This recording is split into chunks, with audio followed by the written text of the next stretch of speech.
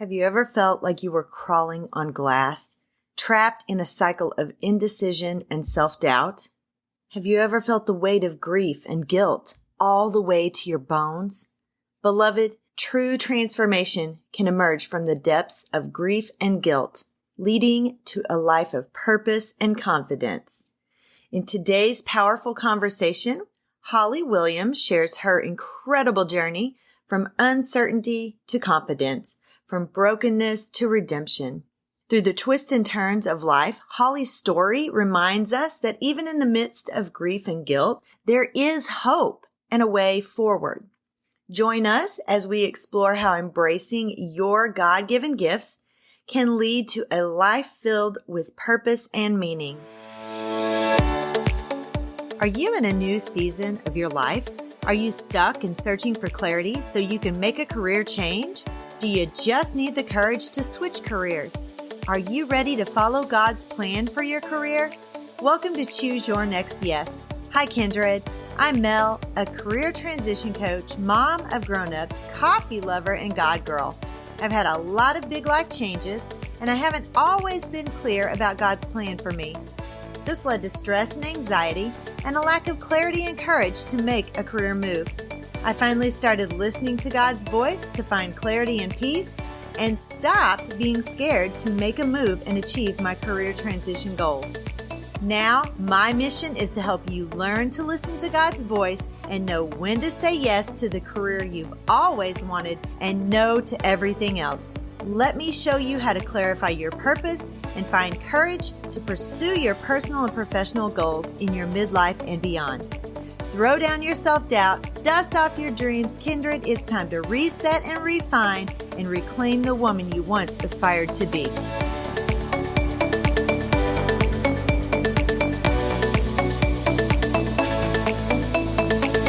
Hello, everybody. Welcome back to the show. I'm your host, Dr. Mel Vandevort, and today I have a guest with me from Lethbridge, Alberta, Canada.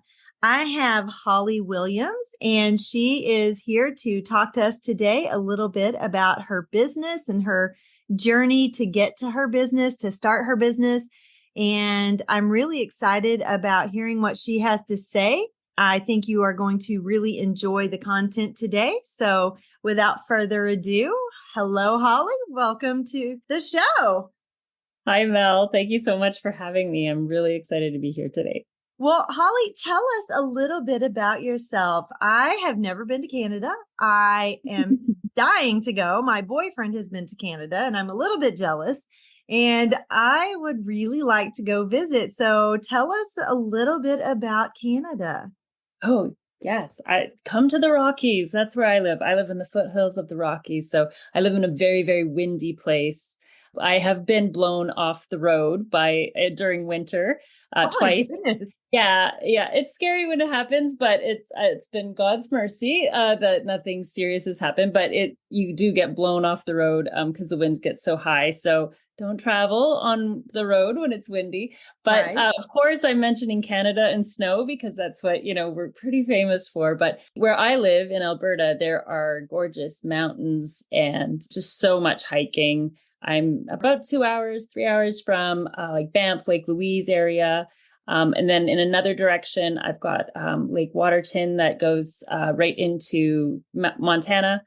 And then in another direction, we've got the Crow's Nest Pass, which is a beautiful hiking spot as well. So I love the mountains. They really speak to me. And they're a great place to let God restore my soul when I need nature. Absolutely. That sounds amazing, except for maybe the being blown off the road while you're driving. That really literally is a Jesus take the wheel moment, isn't it? It really. Carrie Underwood must have gone to Canada. It really is. And the nice thing about our windy area is we have what's called Chinooks. So it could be really windy.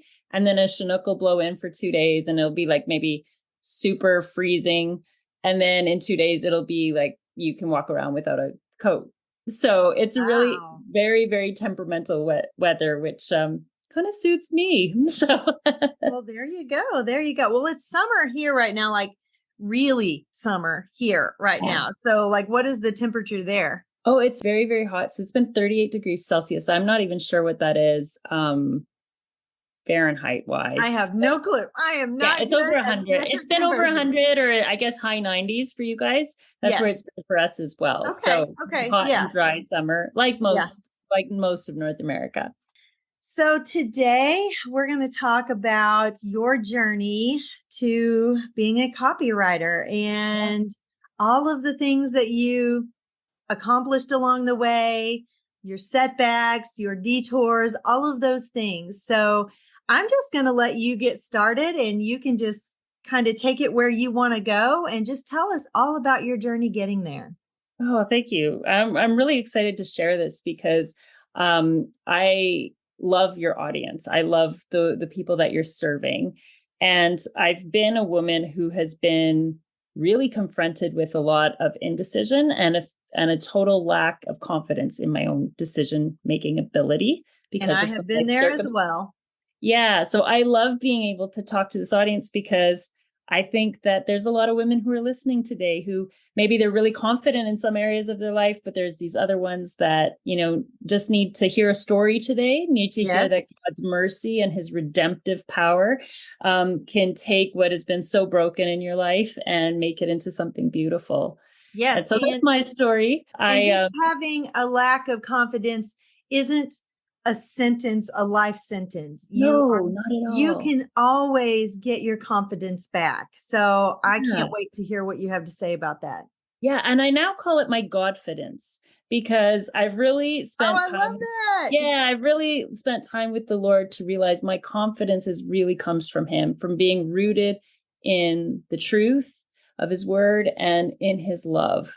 And as a result, I can take steps even when I'm absolutely terrified. So, uh, Mm-hmm. but my story, how I started my business actually is quite funny. I actually wrote a novel and it won like an award and won this whole marketing or this whole publishing thing. And I needed to figure out how to like sell all these books that I won and published. So Wow. so I took a marketing course and I just found myself really loving words. Obviously, as a novelist, I love words. And Mm-hmm. I just had a lot of ideas to help people. I'm a very creative person. So it just one thing led to another. And I found myself copywriting, which is a style of writing that is focused on sales and basically helping people to make a buying decision. And so Mm-hmm. I love that. It was so much fun to work with people on that. And I really found myself coming to life. So I started that and I was working a full-time job, raising 3 kids. I was in a pretty unhealthy marriage. There was some mental illness involved there and just a lot of emotional weight in a Yeah. relationship like that. So I was trying to struggle with this little business, but Mm-hmm. really took some time to just learn the craft. And I spent some time doing that. And then as my skill set started to progress, I started to have opportunities to go places. And one of the places I went was to a copywriting conference. And it just blew the doors wide open on my life because all of a sudden I saw the potential of the life I could be living. Mm-hmm. And it really exposed in my heart just the deep sadness, the deep loss that was going on in my life currently that I have been very diligent to avoid looking at Mm-hmm. and very diligent to just be like, you know what, God's going to fix it. I don't have to do anything. God's going to fix Right. this. Right. And then it really put the spotlight on the fact that my marriage was really unhealthy. Mm-hmm. And I was crying every day. I want to give some of these signs, Mel, because Yes. I think that they're important. I think I really Yes. looked past them. I just thought I was in a hard season. I thought it was a hard time. I thought, you know what? God has given me the ability to persevere and I just need to be resilient. Mm-hmm. And I just kind of talked myself into this spiritual place of crying every day, and that was okay. But it's Right. not. It's really Yes. not. That's signs of depression. It's signs of feeling stuck. It's signs of feeling hopeless. Yes. And even though I always have a hope in God, I felt hopeless about my situation. Mm-hmm. So I was crying every day. It's really started to show up in my children's lives through anxiety for one child, depression, and then just complete acting out in total misbehavior for my third child. Something needed to be done. And the hard choice was to leave my marriage and my situation after many attempts to try and save it. And so then, as anybody does after a huge moment like that, I just went into a feeling of numbness because I just had so many feelings. I didn't know how to deal with them. So I just went numb for a while. Right. And I think what I was scared about the most, especially with having this business and having this dream of wanting to create some freedom, I was really scared that I wouldn't have the ability to, be with my kids and really connect with them. So I knew a few things. I knew that if I was going to build my life, make it go forward, I wasn't healthy, but I knew if I put enough health around me, I would become healthy. So that was probably the grace of God and the best decision possible. And so one of the things that really helped me make that decision was actually this book called Your Next Best Yes. That was called, or take the next best step. That's what it's called. Okay. Your show is called The Next Best Yes. Yeah, choose your next yes. Yes. Yeah, I don't even know what my show is called. Yeah, exactly. But this book was called Take the Next Best Step. And it was basically a guide for when your life is in complete turmoil. Don't try and plan your future. Don't try and say, okay, this is my 5-year goal. That's ridiculous. You're just trying to breathe again. So this book just really talked through the biblical principles of just taking the next best step. And so for me, that was saying, okay, I have a business, but I don't need to grow this. I don't, the tendency would be, instead of dealing with my feelings, I could have really poured my energy into my work and not looked at my relationship with my kids or my life. I could just become a workaholic and got a sense of self through that. Right. And I did try that, but it collapsed because I was emotionally in no place to sustain that. Right. Exactly. And then I just realized, okay, all I can make is the next best decision today. And then as I started to continue to do that, I was able to make the next best decision for the week, and then for the month, and then for the year. And it really gave me permission to be broken, but also permission that the decisions I was making, because when you really toss your life up like a tossed salad, the concern is I can't afford to make the wrong decision. I'm just coming out of a decision that was probably a million wrong decisions. And so now you're terrified that the next decision is going to be colossally the biggest mistake and your kids will need therapy over it, so you just freeze. Right. But instead, reading that book really just helped me to take a breath and to say, you know what? I just need to figure out the best decision today and give myself permission that this best decision for today might not be the best in the long run, but it makes the most sense for right now. And I can have peace with that. Yes. So that just empowered me a lot. And it gave me a lot of grace because I was in a marriage situation where I didn't have a lot of choice. I didn't have a lot of decision-making ability. So even to make a lot of choices, I didn't have a lot of confidence in that. Right. But this allowed me to have, go step by step and really grow. And so from that, some of the really healthy choices that came out of that was for me to go ahead and keep working on my business, but do it very small, do it very doable. So I had a full-time job that I was working and I had, children. And then also the pandemic and things came on about a year into that. And so there was a lot going on.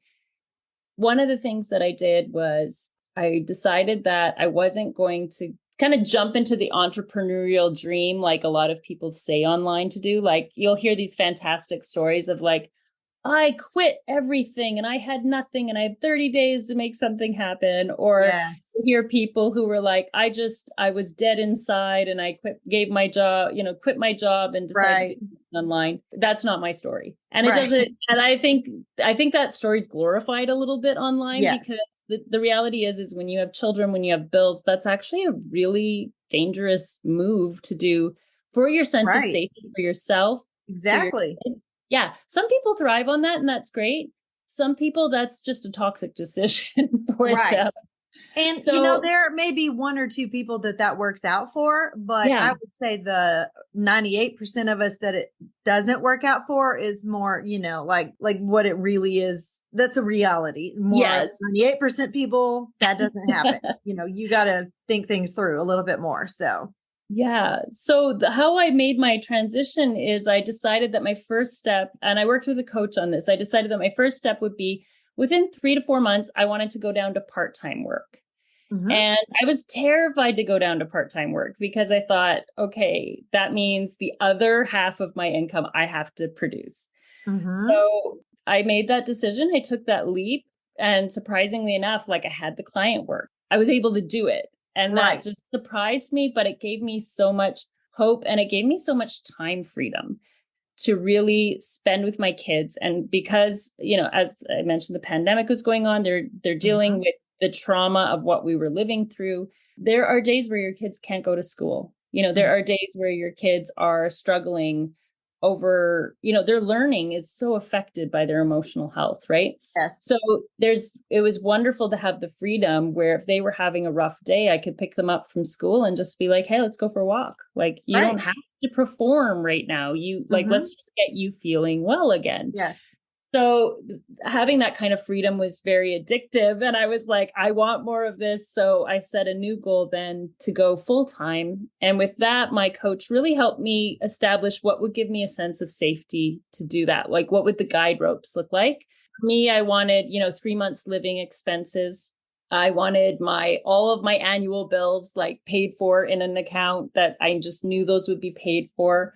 I wanted to have a couple of systems that were really clear and in place for myself. Mm-hmm.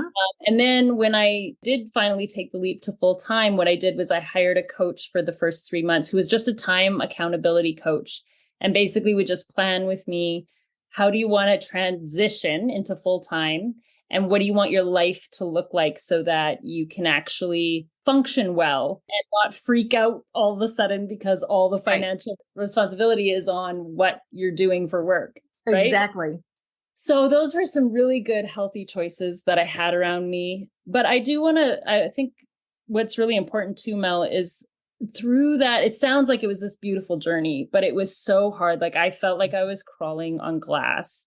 And one Yes. of the things that was probably stalling me the most was how much guilt I Mm-hmm. felt.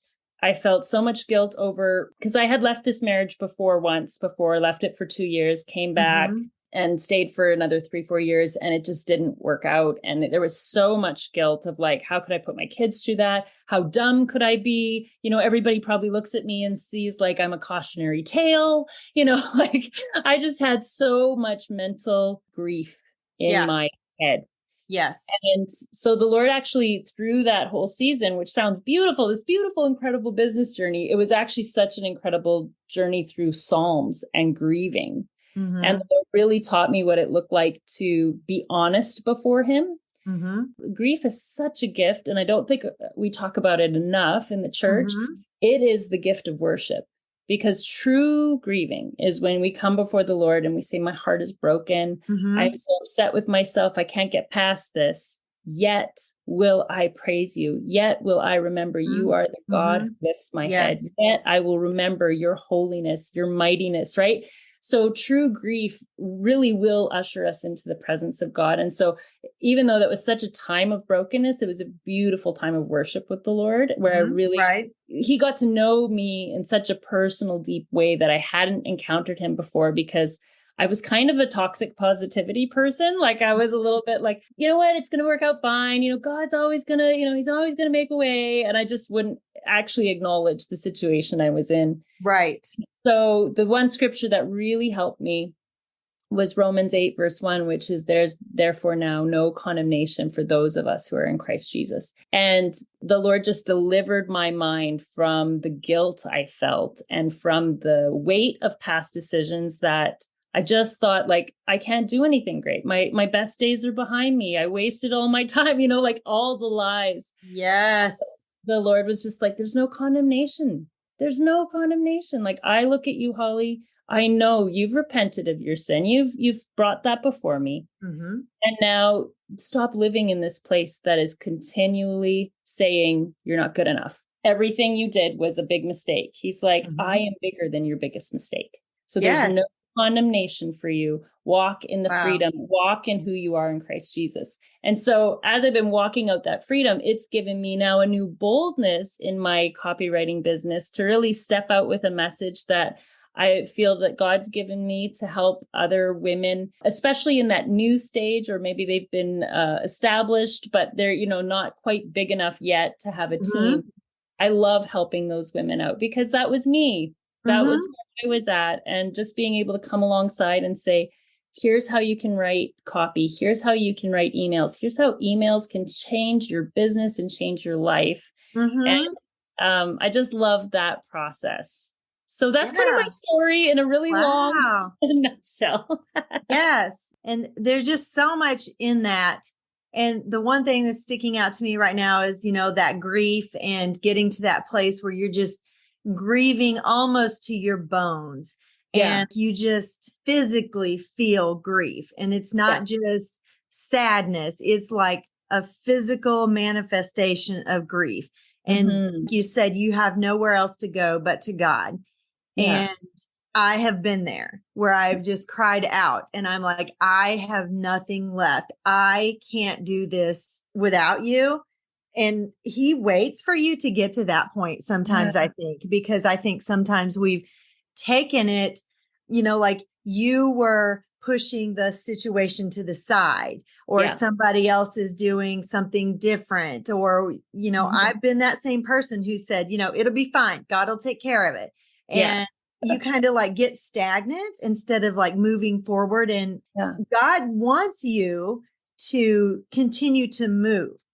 He wants you to have that grief and that need for him, but he doesn't want you to wallow in it and not do anything at all. And he wants you to take those steps forward to rectify whatever the situation is, I think. Yeah. And I think the truth is that you can't move forward until you've grieved. John Belushi, he's somebody that has a podcast I love, and he always says grief demands a witness. So if you have not taken the time to actually grieve a situation, like your body, it'll show up in your body. It'll show up in your energy. It'll show like it's demanding to be heard. And you need to express it. And the best way is to come into that quiet place with the Lord and say, like, who better to trust your grief with? Who better? Exactly. And right. He knows the depths of it. And just to see the different sides of his character is so beautiful, to encounter his goodness and his mercy. Yes. And even Jesus went into his quiet place with God. And, he did it for long, extended periods of time and just worshiped God and connected with him. And, we will never be able to connect with God the way that Jesus did, but he took that time to go to that place. And so if Jesus is doing that, then we definitely need to get to that place where we are so in tune with God, like we are listening to him. We're growing that relationship with him, that intimacy with him. And I think sometimes just we get busy, and even if it's not a grief situation or a situation of divorce or a job loss, I think sometimes we just get busy as people and we forget. We forget to take that deep, intimate time with God. We all do devotionals and stuff, but we do them not necessarily in a place that's reverent. We're just it's duty. We're going through the motions. Okay, I did my devotional today. What's next? No, we need to get down to the nitty gritty. And sometimes we need to get on our knees in the middle of the living room and just cry out to God and let him surround us and hold us, because I have been in those moments. And even recently I've had those moments where I cried out to him and I'm like, I don't know what to do now. I need you to tell me what to do, because I don't know and I can't do it without you. Wow. So much to think about in the first half of my conversation with Holly Williams. I absolutely loved the conversation the first time around. And when I got to hear it again while I was editing, my goodness, there is just so much wisdom, so much emotion, so much rawness that we can draw from for our own lives. I cannot wait for you to hear the second half of the conversation, because it's just as good as the first half. So join us back here on Friday for the second half of my conversation with Holly Williams. Have a great rest of the week. Bye-bye.